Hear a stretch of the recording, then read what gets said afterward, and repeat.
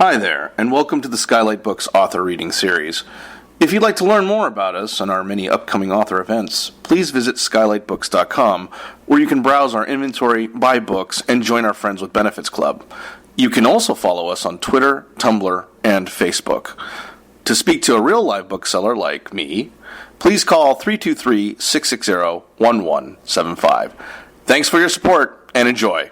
Okay, without further ado, allow me to introduce MariNaomi, the award-winning author and illustrator of 4 comic memoirs and creator of the Cartoonists of Color, Queer Cartoonist, and Disabled Cartoonist databases.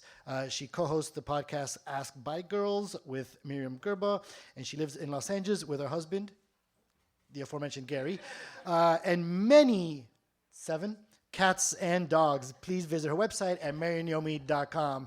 And please, round of applause, MariNaomi and Gary. You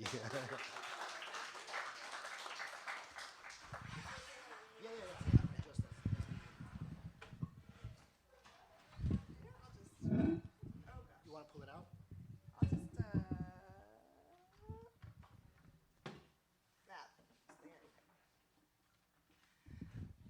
Oh my God, you gave me your jumpsuit. Hi, thank you so much for coming.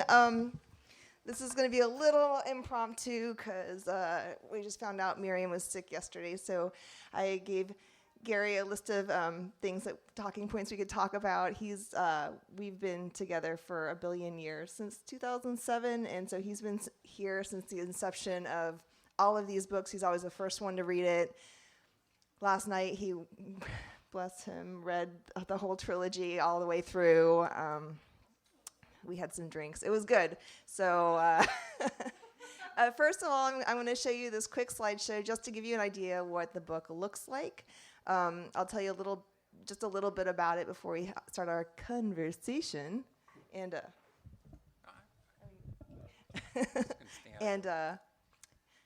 he's never done this before, but he's seen many of these, so we'll see.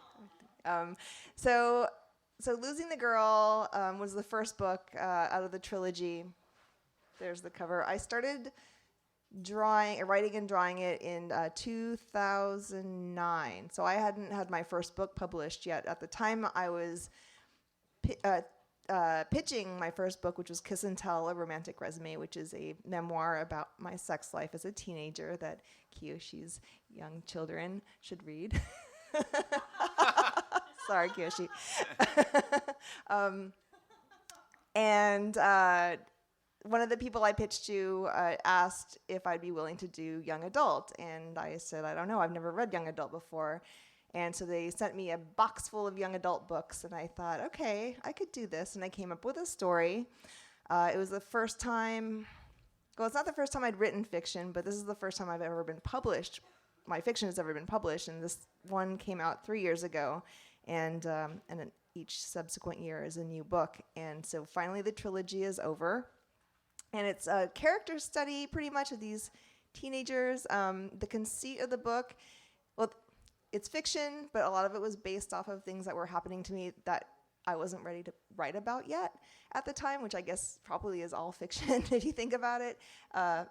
And what I was trying to do with this series was look through the eyes of other people, since my memoir is all pretty much navel gazing. So I thought, well, the best part about reading is seeing through other people's eyes, and so I thought I could try to do that myself as the author. So each chapter is told through a different protagonist's eyes and is also drawn in a different style specific to how the protagonist sees the world, and that changes throughout the series and throughout even sometimes panel to panel depending on what's going on.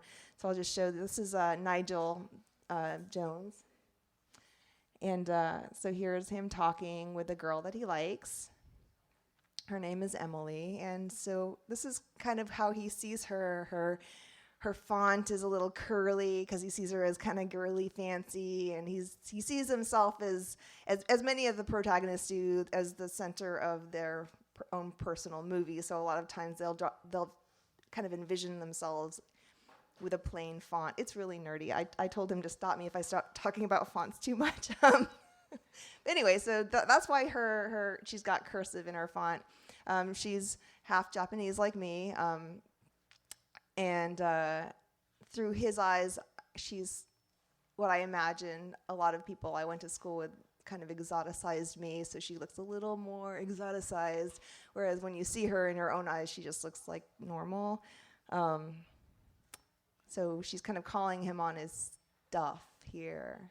And you can see how he's very animated. He sees himself as very animated, so there's a lot of bending of limbs and stuff like that in his chapter.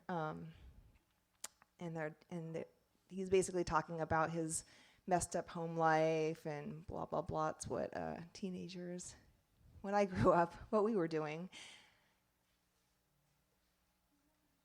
And so she's saying, sometimes I wish my parents would just split up and get it over with because they're fighting all the time. And he says, well, let me tell you something. Just because they split up doesn't mean they're going to stop fighting. And I didn't write this until 2009, but that was also the moment that I realized, oh, that doesn't, like, it just suddenly clicked because I was looking through his eyes. Because when I was a teenager, I thought, I wish my parents would split up because they fought all the time. And it clicked for me as I was writing this in my 30s that wouldn't have necessarily solved all my problems. So here's Emily through her own eyes. It's a different style. She's a lot more black and white. She doesn't think of herself as super stylized like he does. She doesn't care as much about that stuff. And there's her looking at her crush. And here's one of her friends, Celine, saying, don't waste your time. Everyone know he's got it bad for Johanna. And she's, I know that. And then her friend Paula saying she's been crushed ever since she read that poem at the talent show. And then there's her inner voice saying, I can hear her. And then she's looking for her crush's crush. Where is she? Ah, there she is. I would hate her if she weren't so nice. Johanna! Oh, hey. So they're having this little conversation here where she's kind of fishing to see what her relationship with her crush is. And you can see her own self-image goes from kind of cutesy here with her big eyes. And she's having this whole internal dialogue. Oh, Brett, I love him. She's like, what? She loves him? Then she thinks of him like a brother. And then his dad used to fool around with my mom, and so she's kind of fishing here, and she gets the answer she wants, which is she's not interested, and then she's like, ha, ha, ha, and her self-image is, she feels kind of stupid, and so because she feels it, that's what you're going to see on the panel. Whereas if this were drawn through someone else's eyes, she would just probably look normal. And that's how she feels internally. And then there's her crush, Brett Hathaway, who has a crush on this Johanna, and that's how he sees Johanna, not like Emily does. I'm not going to read all this stuff, but I'm just showing you just how the different chapters kind of look. Here's Paula, her friend, who she kind of has a falling out with. Her thoughts are definitely very distracted. This whole series was actually based on the person that this character was based on, because I was kind of trying to figure some stuff out. Hey, Walt. Please sit in front. There's all these chairs here, and I'm very lonely.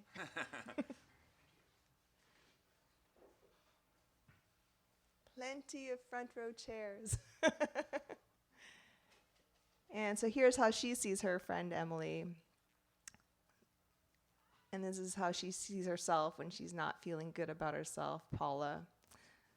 And so here's Gravity's Pull was book 2. There's an alien abduction kind of situation that's going on in the background of this whole teen drama series. And so in book 2, we kind of see the abducted girl comes back, and it's kind of a mystery. She has kind of a weird pull on people, including one of the protagonists.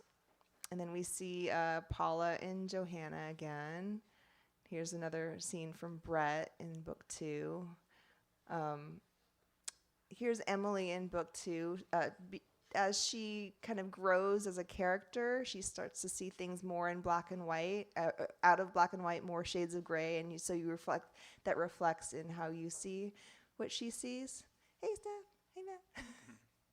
There are seats in the front. And then we get to Claudia Jones, who's kind of the wild card. She's the one who's possibly abducted by aliens. And so she's got a very different point of view. I drew in the book too. I drew it all with on different kinds of fun graph paper sometimes, and I did it with colored pencil, and it was a huge learning experience. Apparently, you can't erase colored pencil, which is fun when you're doing edits. And then this is the final book that we're here for, and Darren Smith is this kind of abusive guy, and here's just a frame of him holding a gun. And here's Johanna O'Malley's view, and Celine, and then the Claudias. And so that's pretty much a visual graph of what the books look like. And so now I guess we're going to talk about the book. Okay. And then we're going to have a Q&A. If anyone has questions, start thinking about them. All right. Well, so since Myriam was unfortunately not able to be here, I stepped in, and before getting started on this, I actually reread the whole series. I read it from the very beginning, but... And also different drafts. He read different drafts, which, God, you're so great. Yeah, well, first thing, in case, a lot of people here are maybe related to the book industry, but they may not know how long it takes. So I certainly would like you to tell them when you started the first book, and then how long it took to get each one published and how it was finished. So yeah, the first book I started in 2009, but the publisher who wanted me to do YA, she ended up not being able to get it published through her house, and it wasn't until, so it's 2020, 19, so 2018, so it took 9 years for that first one to get published. And I didn't draw it out entirely. I think I was done drawing it after maybe 7, and I had to put it down at times because I was working on those other books that we were talking about. So yeah, it took a long time. But then once the first one got published, I guess they wanted to stagger it year after year. So I was, it was what do they call it? Hurry up and wait, where I was doing nothing, and then suddenly I was drawing all the time, 24 hours a day. Is the worst thing ever. I'll never do that again. So one of your pointed questions is what was the origin of the story? But since you covered a lot of that, I actually wanted to delve a little bit further in the characters themselves. Oh yeah. So I've read all of your books, not just these, and I see similarities between some of the characters here that have shown up in other works. Oh no, you're not up here to tell my secrets. Wait. Yes, I am. I feel like the audience wants to know. Wait. So Johanna, for example, is someone who appears in one of the other books. So you don't have to give secrets of who the people are, but she does look like Mirabai from I Thought You Hated Me, and you're right, she's based off of Mirabai.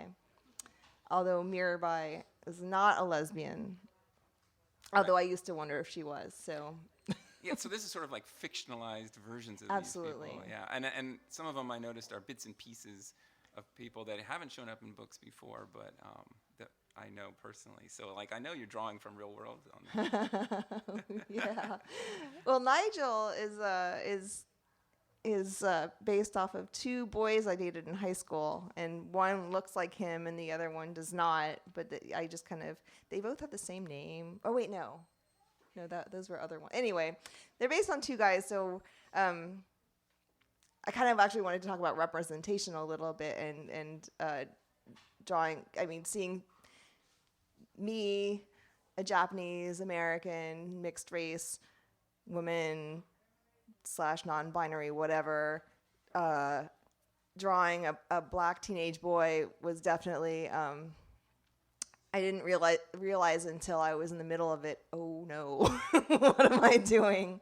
But I did find it helpful that I was pretty much literally drawing from real people, that I felt like I was that made it easier. I wasn't second guessing a lot of things, although I did end up getting a sensitivity reader just in case before the publication happened. So, but yeah, pretty much everyone's based off of real people. You might think that the Japanese American girl is based on me, but actually she and I are very, very different, which was kind of fun to do. Like she had some issues with do I or do I not get an abortion, where I've never had that issue. I was, it's never a question. So, I mean, that's actually a good segue, because the book covers a bunch of topics that, they're not always easy for people to understand. So I'm curious if you intentionally tried to just explore all these things of high school life. Again, I wrote out most of this stuff in 2009, so I'm trying to remember, like, why? I mean, I think I just wanted to tell a story that reflected my experience and the experiences of the teenagers I went to high school with. So I was just, even though the book isn't supposed to take place in a specific time or place, it's sort of all made up, but I was definitely writing from my experience. Yeah. Is there a reason why you chose specific, like one of the cool things is each character has its own art style. Is there a reason why you picked the stippled style for one character or the dark line style? You try to match it to the characters? Yeah, although it's really hard to explain why. A lot of it was very intuitive, such as, she thinks very black and white, so she's going to be drawn in black and white, and then as she gets into the grays, she is drawn into the grays. There was a lot of that, and it wasn't until the editing process where I had to really explain all those things to my editor, and none of those things I hadn't calculated them in words. I just intuitively, that's how it was. But once he asked, well, what's the point of this balloon being here? I found that I had very good reasons for everything, which was exciting. Because you never know when you're there. I'm not going to give anything away from the latest book, but I do notice that towards the end there is a lot more of the pencil-colored images, and it's a lot more not photoreal, but realistic. Well, so I don't want to give too much away in the spoilers, but the more photorealistic or the more colorful a character is, I feel like you're seeing more of the truth of what the truth is, because everyone's seeing their own version. I mean, I personally have some pretty bad body dysmorphia where I look in the mirror for a second and I look okay, and then I look a second later, or someone takes a photo, I'm like, oh no, that's not what I look like. And I mean, so if one person's point of view can change so quickly, then what is the truth? What really? So I thought a lot about that when I was making, especially Claudia's chapter, which is supposed to be kind of based in reality, but it's very surreal. It's very weird, as my editor likes to say, which I love him. It's great. No, I'm really glad that he let me get super weird with this. I mean, I think it's. But also with the last book, I drew it mostly with the iPad Pro, which everything else had been drawn traditionally with ink and paper, and then maybe colored on the computer. So there is a sharp. I tried to make it look as much like the other books, and I think I did a pretty good job. So trying to make it look like it wasn't drawn on a computer. But I did suddenly have a lot more freedom to do stuff because of the iPad, because there's the whole editing process, whereas in book 2, I was kind of stuck with what I did if I spent 3 days on a page, and then I couldn't erase anything. But yay, iPad Pro. Who knew? I always hated drawing on computers, so this is very exciting for me. Yeah, I mean, all the final looks, like, they look more realistic, but they also look somehow nice. And I think it contrasts greatly, like, say, with Nigel, in that he thinks of himself, in his own view, as quite goofy, I think. Definitely. Yeah. Well, I think he thinks he's a funny guy. Yeah. No one else really seems to think that. I did notice when some reviews started coming out on Goodreads, and I know I'm not supposed to read those, but I do. And there were a lot of people, like teachers of kids, who were upset because some of the characters start off as kind of jerks and say jerky things to other kids. And so they'd be like, 1 star, just a rude, ableist joke or whatever. But what they didn't stick around for was to see, oh yes, they're jerks. That's why everyone like hates them or whatever. I can't imagine trying to draw or write a book where everyone's just nice. I mean, it happens, but like I just... Yeah, I find that one particularly, like when I saw that, I was very surprised, because you can't have bad characters not do things that bad people do in the real world. It's sort of like a strange removal that, and a lot of TV shows and so on don't have that problem. They say plenty of bad things. So I was curious why school teachers think it's necessary to clean the books out. I mean, it's hard to say. I can't speak for them, but... All right. Well, it's different when it's... I think my editor was explaining this to me a little bit, where apparently if it's in a book form versus in a movie it's gone in a second. And so even though you see it and it's gone, where a movie, with a book, you could just stare at the bad word forever. And there's so much going in a book. So like when everything was being reviewed to make certain that there weren't band names and things like that, it's surprising how much gets cleaned out just because you got to be careful. Yeah, that mostly happened in the memoirs that I was writing, where apparently you're only allowed to have this many words of lyrics from a band before you start paying them royalties, which is crazy. Or so many Grateful Dead bears before they get litigious. That was a pretty interesting one. I had to blacken out some of the bears in Kiss and Tell. Yeah, I do find it ironic that the Grateful Dead is like... I have some stories, but I won't. All right, but that does lead me to one of the questions on your chart is why YA, right? So I will broaden that a little bit in the sense that I notice in bookstores that a lot of the more experimental stuff is in the YA section. So, oh, yeah? I mean... You look at YA? Well, I'm in a bookstore, so I'm always looking at everything, and so I look at that. And I think YA is a bad term because it's not just for young people, so I don't know if you want to talk about that. I thought I had never read YA when she asked if I would do YA, but apparently I had. I'd read The Hunger Games and stuff, which apparently is technically YA. I just didn't know. But I remember trying to read that stuff when I was a kid and just feeling like I was being talked down to. And when that woman sent me the box of books, I read all of them, and I felt like I was getting a lesson as to what not to do, because I remember as a kid just hating it when people would talk down to me. So I'm like, well, what story do I want to see, and what, put myself back into 14-year-old me, like what, how do I want to be talked to? And it's pretty much I wanted to be talked to like an adult. So, but apparently I had to take out the swears anyway. Did you have to edit the little lion sex scene? Oh, yes, I had to take out the little sweat scenes from the lions doing it. It's not very graphic. They went to the zoo, and so it's sort of natural, but I like that bit. I had to fight him for that, too. I remember. They're like, that stays. That happens at zoo. It's funny that they're doing it. Yeah. So one of your other prepared questions is, who are your artistic influences? Why did I put that there? You asked yourself. God, I didn't think you'd have to use that. Not you, actually, just anyway. Oh, man. Can we skip this one? Sure. I think, so, okay, I'll go back to one of the ones that you often skip over, but I think it's actually important for the setup of the story, which is the science fiction elements of it. Oh, yeah. You got stars all over the thing, so it is a sci-fi related thing. Yeah.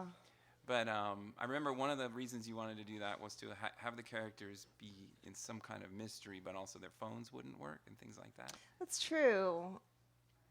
I think the sci-fi element was the idea of the editor who originally asked me to make a book. She said, what if you threw in this? Or what if you threw in that? And we're kind of, I think it was going to be a lot more sci-fi heavy in the beginning. But then honestly hadn't read a lot of sci-fi, so I was like, and I would back out. I wanted it to be more cerebral and less aliens. Sure. But there are things, the themes through it are not beating you over the head with what they are, but it makes you think about the character of Claudia and that she might appear in various times, but you don't know. I think that's pretty cool. Thanks. Okay. I mean, I think I went through all the prepared questions. I don't know if do you want to do audience Does stuff? anyone have any questions that they have about the series or comics in general or fonts? I like talking about fonts. Yeah, you enter all your fonts manually. There's no Yes, computers. no, there's no computers involved. Well, although now I'm drawing them onto the computer, but I mean, yeah. Oh, Nikki. So I have a question just about like changing genres. So is writing fictional series, is it more freeing in some ways because you don't have to like be beholden to people that you're writing about in real life? Does it give you more license? But are there other challenges too? So the question is, was writing fiction more freeing since I was changing genres from writing memoir for so long? And the answer is yes.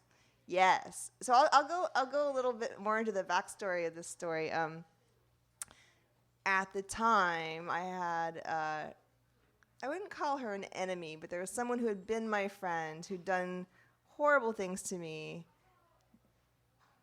like a dozen years prior, and I didn't find out about it until fairly recently up to that point. And I wasn't ready to write about it yet, but I was kind of ready to let it go. And so I wanted to see the world through her eyes and see, okay, well, what was she thinking? Why would she do that? She's not an evil person, blah, blah, blah. So I based this character on her and kind of had her do some of the similar backstabby things that she did.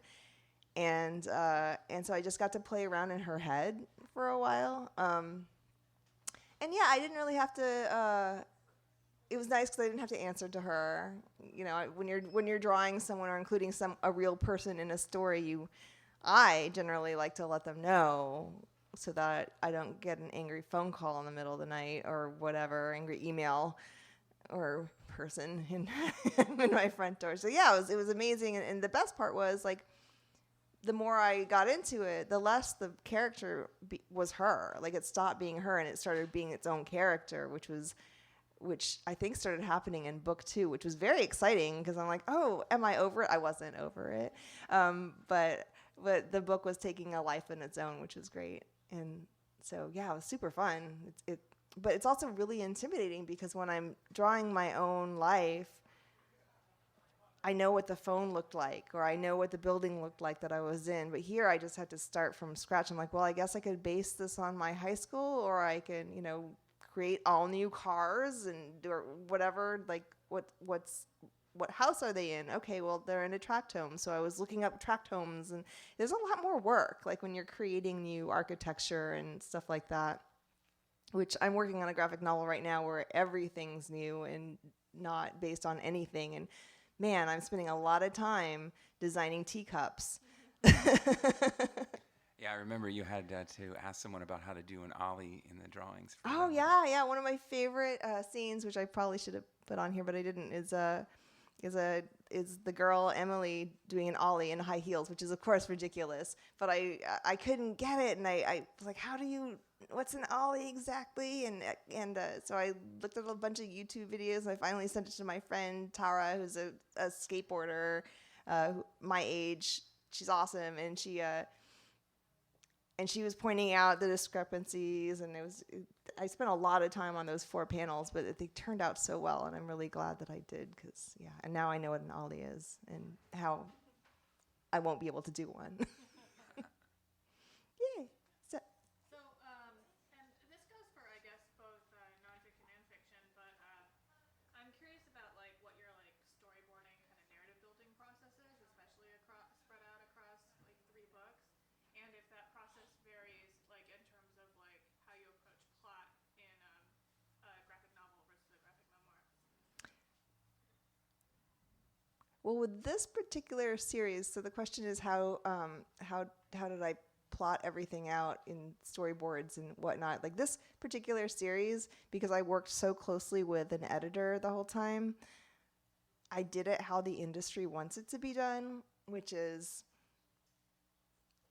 here's a summary, and now I'm going to write a script, and now I'm going to thumbnail the script, and now I'm going to turn the thumbnails into drawings, and it was very strict, and whereas now that I'm not doing this anymore, I'm just all over the place, which is extremely freeing, but it's taking me a lot longer to get anything done, so now I kind of understand why they want that done.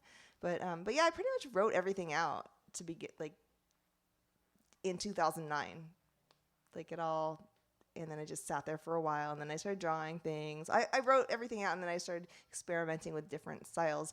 It's interesting that the reason that this took so long to publish was because the one thing that I loved most about this book, or these books, which is that they're drawn in different styles, that was the thing that made it really hard to publish, because no one wanted to take a chance on something that hadn't been done before. But so far it's getting some good reception. And I see that other people are doing that now too, which is exciting. It seemed really obvious, like, oh, comics, like that, different points of view. But yeah, some of the publishers would be like, yeah, this is a good story. Could you draw it all in the same style? I'm like, no, that's not the point. I didn't answer your question, did I? With the memoirs, though, I did do sometimes similar things where I would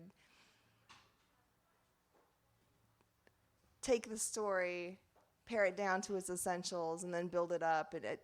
My process is so boring. It's very nerdy. Are there any questions more? Oh, Rachel. In that box of YA books that you brought, what stood out to you in terms of like a story that resonated with you? Out of the box of YA books, what resonated with me? I think I only kept one book, but I don't think any of it resonated with me. And I think that's what made me motivated to actually do this. I'm like, okay, there needs to be better stuff out there, which is why in this story I never tell who the publisher is, because that's not very nice. But I think there's a lot since 2009. I've definitely read more YA and definitely more YA comics, and I think there's so much more out there now than there was, 11 years ago. Jesus. And yeah, I read stuff all the time. I think, for example, influences. I wouldn't call her an influence, but I love her work so much. Tilly Walden just does amazing graphic novel and graphic memoirs for younger folk, and that inspires me, definitely. Maybe not influences me, because I'll never be as good as her, but it's definitely inspiring. Yeah. Oh, Yumi. In her amazing jumpsuit. I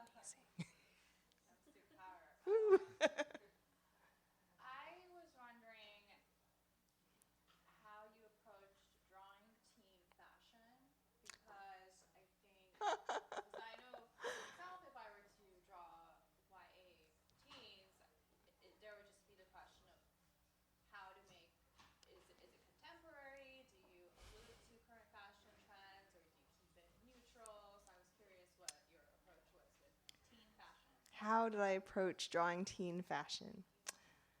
Yeah, when I was drawing, when I was coming up with outfits for all these people, I knew that if I did anything contemporary, that it would be out in a season, and that this book wouldn't come out I didn't realize it would take as long as it did for the book to come out. But at first, what I did was to go to my high school teacher friends and ask them to secretly take photos of their kids,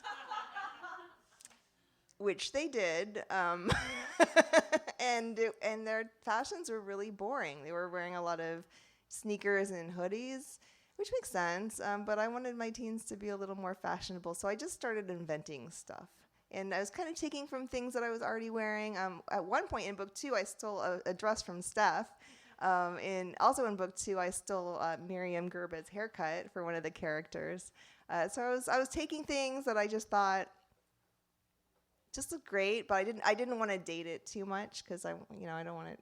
I mean, it's gonna be dated no matter what eventually, but I wanted the fashionable ones to look fashionable and interesting, and yeah, I stayed up a lot worrying about that, and yeah, I don't know if I succeeded or not, but they don't look dated, I don't think. Do they? Oh no. No. Steph. What do you enjoy drawing the most? What do I enjoy drawing the most? And what do you hate to draw? Oh. You hate cars. I don't hate cars. They're difficult though. I don't know that I love to draw. I like drawing animals, but that's just because I like staring at animals. The act of drawing is kind of painful, but I'm happy when I come up with a good drawing. That's my answer. Oh God, that's sad. I never really thought I about don't that. believe that answer because I see you work on you take reference material and then exploring new things, like taking a house design and just Oh creating a yeah. house. Well, Like some of the scenes in this book are like top-down views of a house. It's like a floor plan and all that. Yeah, that was really hard, but I did that for storytelling reasons, not because I was enjoying drawing it. Although I've been really enjoying in the book that I'm writing now, I'm creating basically my dream house for the protagonist, and it's like basically an Eichler home, but different. And I'm really enjoying creating this because I'm enjoying fantasizing living in this home that doesn't exist and will never exist. It's like 2 stories, which I think there's only one of those. Yeah, but the act of drawing it, I'm not really enjoying. It's just after I've perfected it, then I get the endorphins. So I enjoy endorphins. Any more questions? Yumi again. Are you doing more YA, or is this your last ever YA? Am I doing more YA or am I never drawing again? I don't know. My agent wants me to do more YA, but I am working on these other books, so we'll see. Maybe once more of my friends' kids get to the age where they're reading YA, I'll start wanting to influence them. It'll be a while. But I dedicated this book to my dog daughter, who she's too young to read it, but I'm going to see her in San Francisco. I don't know. So it's like it's brewing there. We'll see. Kind of want to make kids books just because they're kind of cool. They seem fun to draw. But then I would have to do kids events, and no offense. Well, if there aren't any other questions, I think we're yeah. Carry on. Cool. All right, can get a round of applause. Thank you for coming. Can I take a selfie with you guys in the background, like all Ellen like? Is that? Wait. Oh no. Sorry, Gary, you're not in That's it. fine. The phone doesn't reach. In the background. Thank you, Gary, for doing a wonderful job. All right, so if you haven't bought the book yet, we have the new one at the register as well as all the other books. So please check those out as well. And if you just give us a few minutes, we'll clean this all up and set up for the signing. Okay? Also, shout out to Adam, who came here on his birthday. Happy birthday, Adam! Yay! And I'm happy to draw whatever you want in your books. Anything. Yes!